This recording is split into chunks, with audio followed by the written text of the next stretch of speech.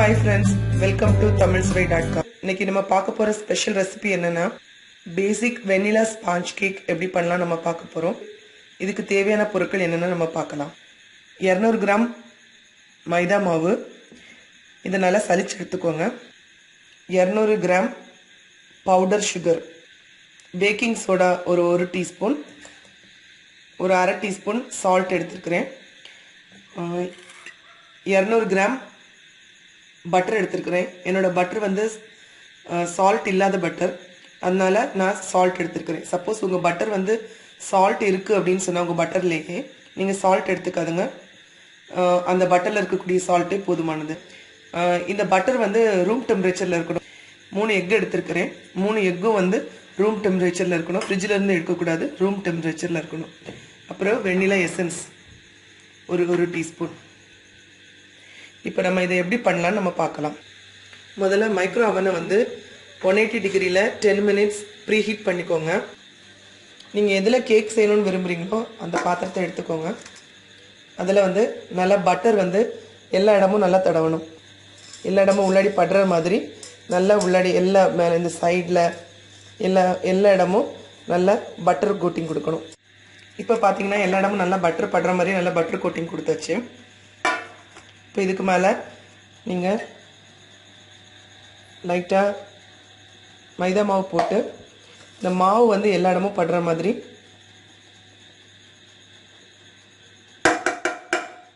நல்ல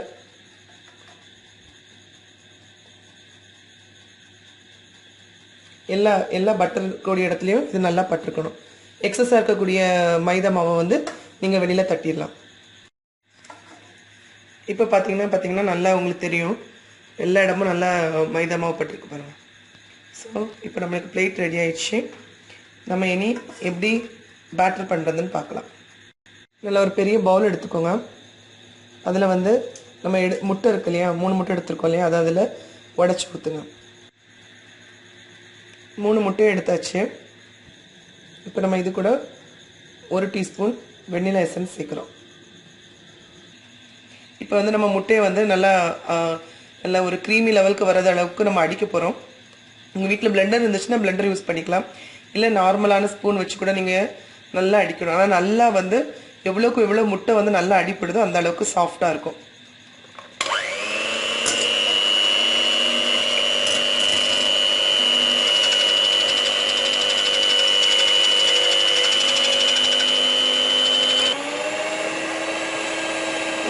பார்த்தீங்கன்னா இது நல்லா இப்போ மிக்ஸ் ஆகி நல்லா சாஃப்டாக மேலே வரைக்கும் வந்திருக்கு பாருங்க.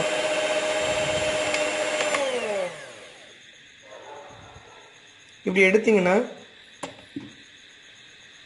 தெரியுதா உங்களுக்கு, இந்த மாதிரி வரணும். இந்த பக்கம் வர்றது வரைக்கும் நம்ம நல்லா அடிக்கணும். இப்போ நம்ம இதை தனியாக எடுத்து வச்சிடலாம். இப்போ இன்னொரு பவுல் எடுத்துக்கோங்க. இதில் வந்து நம்ம அதே பிளெண்டரை வாஷ் பண்ண வேண்டிய அவசியம் இல்லை, அப்படியே நம்ம யூஸ் பண்ணிக்கலாம். ஸோ நம்ம இந்த இதில் வந்து ஃபஸ்ட்டு பட்டர் இருக்கு இல்லையா, பட்டர் எடுக்க போகிறோம். ஃபஸ்ட்டு பட்டரை வந்து ஒரு நிமிஷத்துக்கு நல்லா இது பண்ணி நல்லா சாஃப்ட் ஆக்குங்க. இப்போ இது ஒரு கட்டி மாதிரிலாம் இருக்குது, இது வந்து சாஃப்ட் ஆகிறது வரைக்கும் நம்ம இது வந்து பிளெண்ட் பண்ணணும். இப்போ பார்த்தீங்கன்னா பட்டர் வந்து நல்லா பேஸ்ட் மாதிரி ஆயிடுச்சு. இப்போ நம்ம இது கூட சுகர் எடுத்து வச்சுருக்கோம் இல்லையா, அந்த சுகரையும் நம்ம ஆட் பண்ணுறோம்.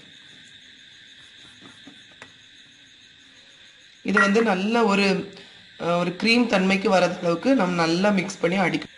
நீங்கள் இப்படி அடிக்கும்போது இப்போ பார்த்தீங்கன்னா சைட்லலாம் இப்படி ஒட்டிகிட்டு இருக்கலாம், அதெல்லாம் இப்படி எடுத்து சேர்த்து போட்டு திருப்பி அடிங்க.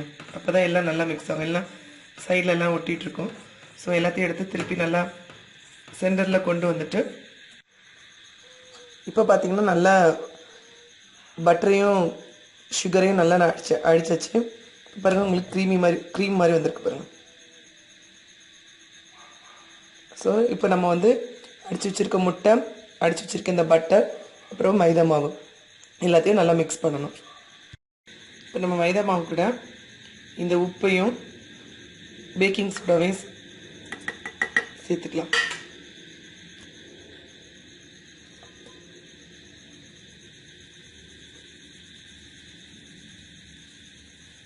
இப்போ இது நல்லா மிக்ஸ் பண்ணிக்கோங்க.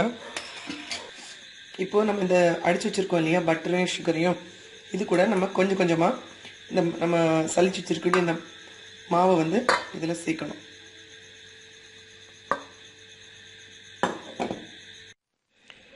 இப்போ இந்த மாவை வந்து நல்லா மெதுவாக நம்ம மிக்ஸ் பண்ணணும். நல்ல மாவு வந்து அந்த பட்டர் மிக்ஸ் கூட நல்லா மிக்ஸ் ஆகிற அளவுக்கு நம்ம மெதுவாக நல்லா மிக்ஸ் பண்ணணும். மீதி இருக்க மாவையும் அது கூட போட்டு நம்ம மிக்ஸ் பண்ணணும். நல்லா மிக்ஸ் பண்ணிகிட்டு இருக்கணும். அதுக்கப்புறம் நம்ம அது கூட ஏற்கனவே அடிச்சு வச்சுருக்கோம் இல்லையா முட்டையும் வெண்ணிலா எசன்ஸையும் அதையும் நம்ம அது கூட சேர்த்து நல்லா மிக்ஸ் பண்ணணும். ஸோ அது வந்து ஒரு நல்ல ஸ்மூத் பேஸ்ட் மாதிரி நம்மளுக்கு வர்றது மாதிரி நல்லா நம்ம மிக்ஸ் பண்ணிக்கிட்டே இருக்கணும். இப்போ இந்த மிக்ஸ் பண்ண பேட்டர் நம்ம என்ன பண்ண போகிறோம்னா, ஏற்கனவே நம்ம தடவி வச்சுருக்கோம் இல்லையா பட்டர் தடவி வச்சுருக்கக்கூடிய பாத்திரத்தில் நம்ம இதை வந்து இந்த பேட்டரை அதில் கொட்ட போகிறோம். கொட்டிட்டு என்ன பண்ணோன்னா, கரெக்டாக எல்லா பக்கமும் படுற மாதிரி ஒரு சமமான ஷேப்புக்கு வந்து இதை நம்ம கொண்டு வர போகிறோம். ஸோ எல்லா இடமும் படுற மாதிரி நல்லா விரித்து நல்லா ஸ்ப்ரெட் பண்ணுங்கள். நல்லா ஸ்ப்ரெட் பண்ணி வைங்க. இப்போ அவன் வந்து ப்ரீ ஹீட் ஆயிடுச்சு. நம்ம இதில் இப்போது இந்த பேட்டர் வைக்க போகிறோம்.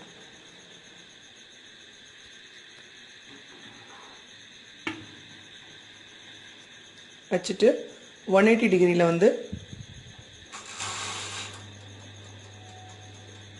ஒரு 35 மினிட்ஸ் இதை நல்லா பேக் பண்ணுங்கள். இப்போ பார்த்தீங்கன்னா நம்ம கேக் ரெடி ஆகிடுச்சு. இப்போ வெளியில் எடுத்துட்டோம். தொட்டு பார்த்தீங்கன்னா உங்களுக்கு தெரியும் நல்லா சாஃப்டாக இருக்குது. இப்போ இது வந்து நம்மளுக்கு வெந்திருச்சா வேகலையான்னு நல்லா கீழே வரைக்கும் நல்லா வெந்திருக்கான்னு பார்க்குறதுக்கு நல்லா ஷார்ப்பான ஒரு டூத் பிக் வச்சுட்டு இப்போ பார்த்தீங்கன்னா இதில் பார்த்தீங்கன்னா கொஞ்சம் கூட அந்த மாவு ஒட்டலை. ஸோ நல்லா உள்ளடி வரைக்கும் நல்லா வெந்திருக்கு.